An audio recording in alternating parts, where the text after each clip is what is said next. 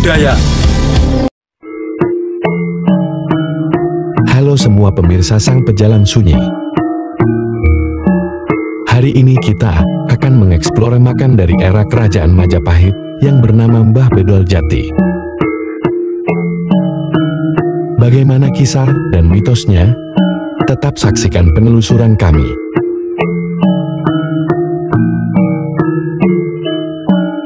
Jangan lupa juga klik subscribe dan tinggalkan komentar Anda.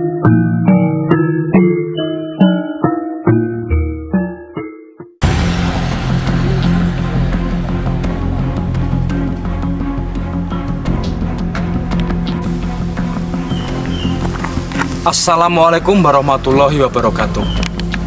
Salam budaya. Ya Lor, hari ini kita mendatangi salah satu makam yang sangat bersejarah.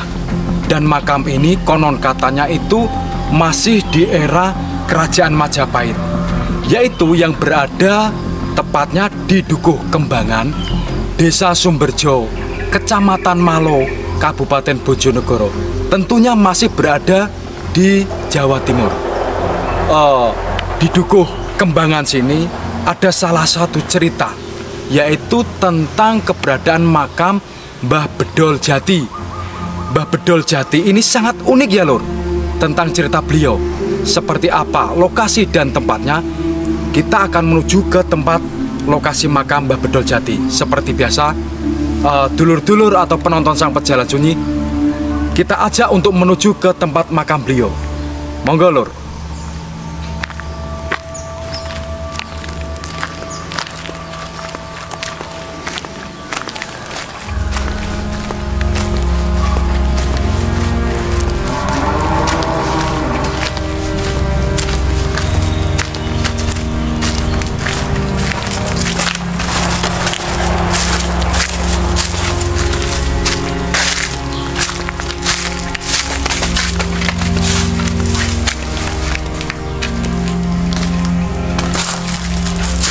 Ya, disinilah tempat makam beliau, yaitu Mbah Bedol Jati.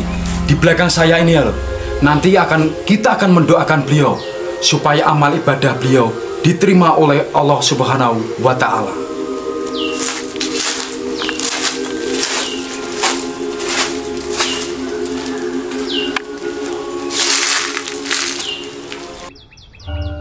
Terlihat seorang resi sedang duduk bersila.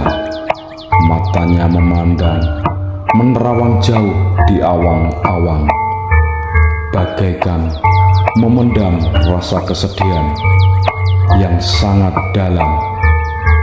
Raut wajah yang sudah semakin berkerut menandakan usia sudah semakin senja.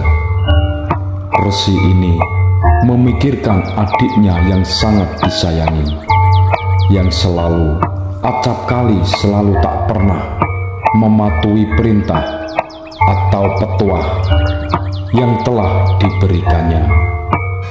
Yang membuat gelisah sang resi itu adalah adiknya tak mau menurut akan wejangannya.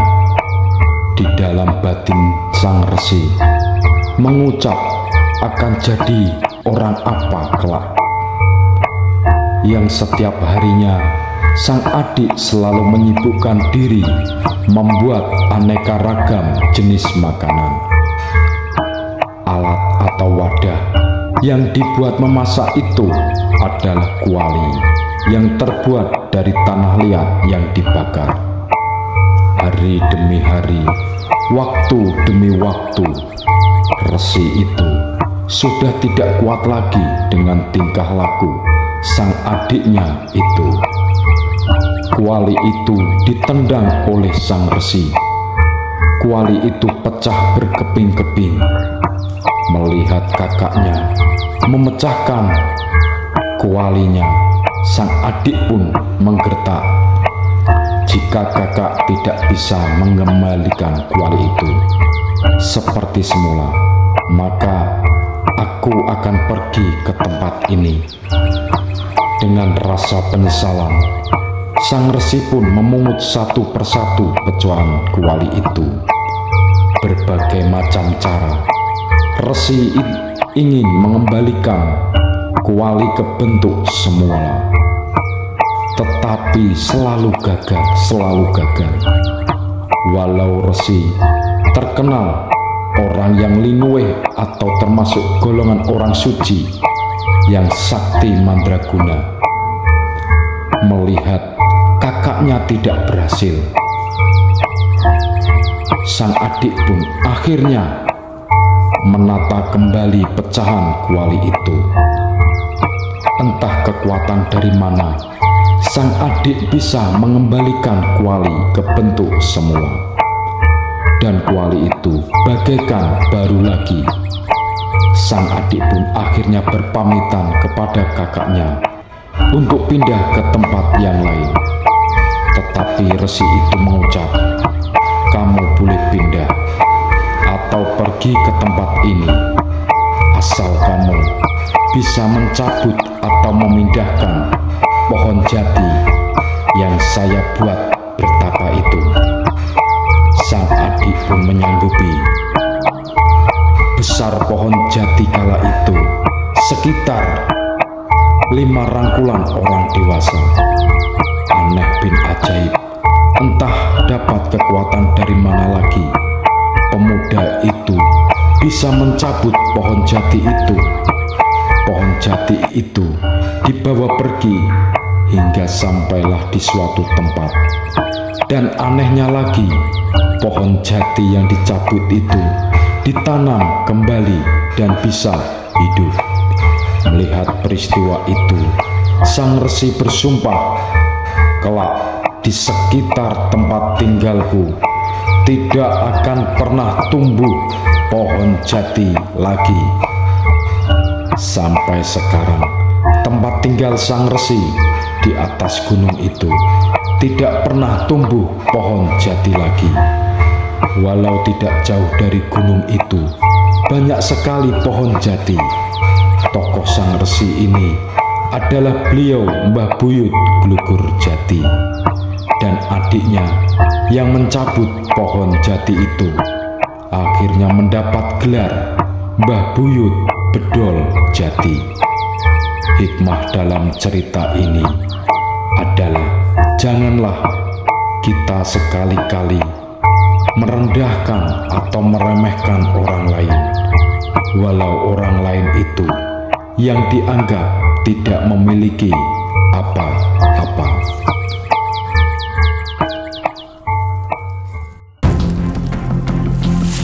Ya, terkait dari gelar beliau yaitu Mbah Bedol Jati, tak luput dari kisah ataupun cerita tentang beda pendapat, beda karakter.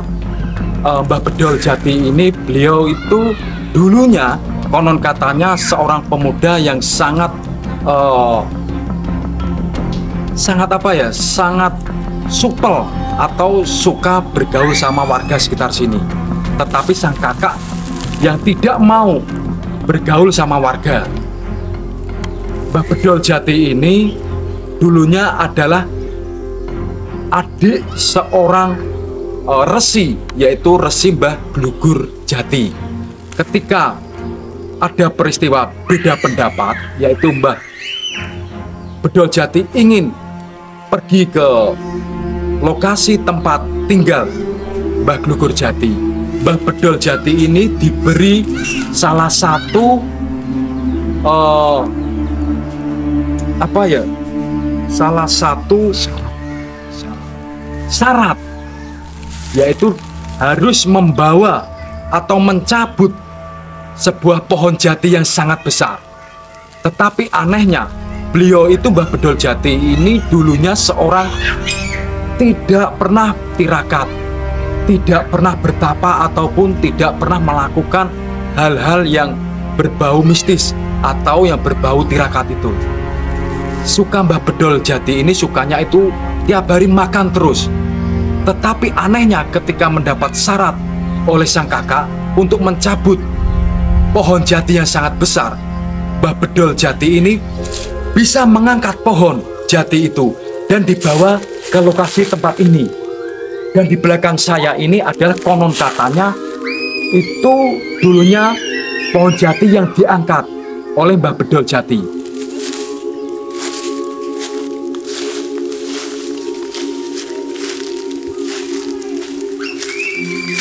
Kalau kita melihat langsung diameter pohon jati ini sangat besar ya loh. Mungkin ada 10 rangkulan orang dewasa.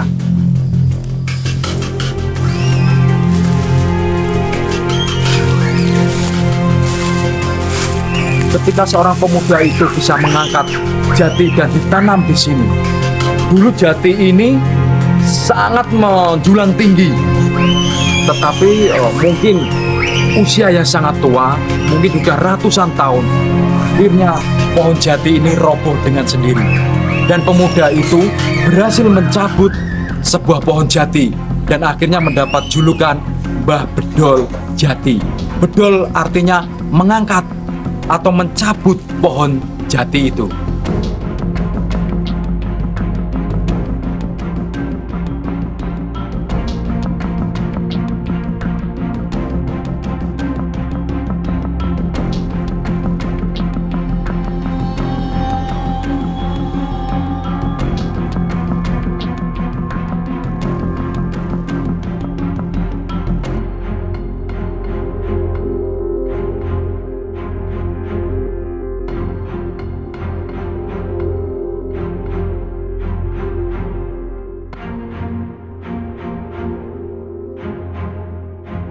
Seperti di desa-desa yang lain, di Dukuh Kembangan sini masih diadakan uri-uri, yaitu nyadran ataupun sedekah bumi, yang biasanya di bulan besar atau di hari Jumat Pahing.